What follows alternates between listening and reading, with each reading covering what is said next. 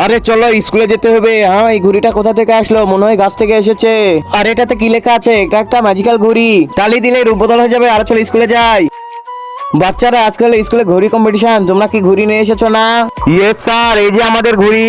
বাচ্চারা, আজকে যার ঘড়ি বেশিক্ষণ আকাশে থাকবে তাকে আমি দিব। স্যার 1000 টাকা দিবেন? না, 1000 টাকা দিব না। তাহলে কিছু উপহার দিবেন? না, তাও দেবো না, 2000 টাকা দেবো। ওয়াও, এই 2000 টাকা জিততে হবে আমাকে।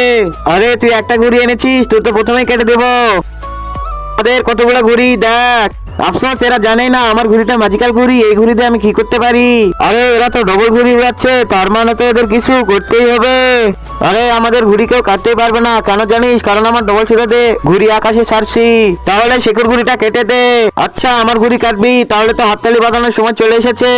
কিন্তু তার আগে তুমি যদি চাও তোমার মা জান্নাতে যাক, তাহলে ভিডিওটিতে লাইক করে চ্যানেলটি সাবস্ক্রাইব করে দাও। আর যদি চাও জাহান্নামে যাক, তাহলে কিছুই করতে হবে না, আর কমেন্টে মা লিখে যাও।